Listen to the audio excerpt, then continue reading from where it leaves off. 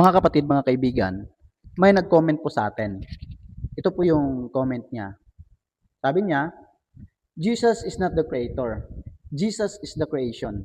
So says Jesus himself, see Revelation chapter 3 verse 14. Ang ibig niyang sabihin mga kapatid, mga kaibigan, si Jesus daw ay hindi daw tagapaglikha. Siya daw po ay nilikha.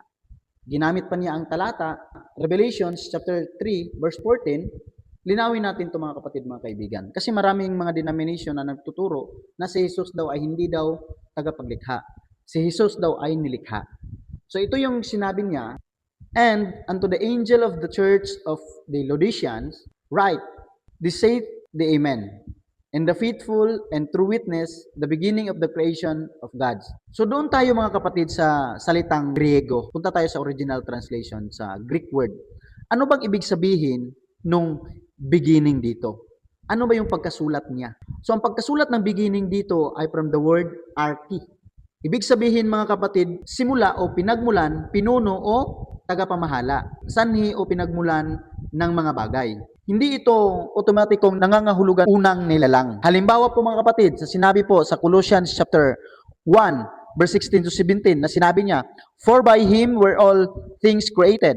All things were created by Him and for Him, and He is before all things, and by Him all things consist. Napakalinaw ang talata. Kung si Jesus ay nilikha, paano niya nililikha ang lahat ng mga bagay? Ang sabi ni Pablo dito, all things were created by Him. So napakalinaw po dito, sa pamamagitan ni Jesus, nilikha niya ang lahat ng mga bagay. Hindi siya ang nilikha, siya ang lumikha. Sa pamamagitan ni Jesus, nilikha niya ang mga bagay. Napakalinaw po mga kapatid. Ganito rin po ang sabi sa John chapter 1, verse 1, down to 3, sinabi niya, in the beginning was the Word, and the Word was with God, and the Word was God.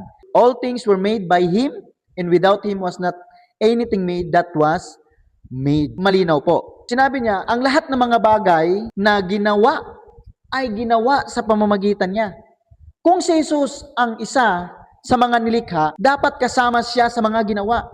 Ngunit sinabi ni Juan dito, na walang isang bagay na ginawa ang gumawa nang wala siya. So, ang kahulugan ng arche. Maraming Greek scholar ang nagpapaliwanag na ang arche sa Book of Revelation chapter 3 verse 14 ay nangangahulugang source, origin, o ruler's God's creation. Kaya ang diwa ng talata ay Jesus ang pinagmulan ay may kapangyarihan sa lahat ng nilikha ng Diyos. Hindi sinabi mga kapatid, si Jesus ang unang nilikha. Yung sinabi niya dito, mali yung pagkakaintindi sa talatang iyan.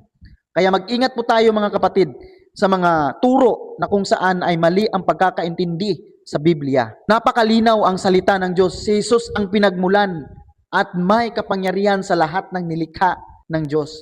Pangwakas po mga kapatid, ang Revelation chapter 3 verse 14 ay hindi na nagsasabi si Jesus ay nilikha. Ang salitang arche or beginning ay mas tumutukoy sa kanya bilang pinagmulan, may akda at pinuno ng paglalang. Ito ay umaayon mga kapatid sa nasusulat din sa John chapter 1 verse 1 down to 3 at Colossians chapter 1 verse 16 to 17 at Hebrews chapter 1 verse 2 down to 3.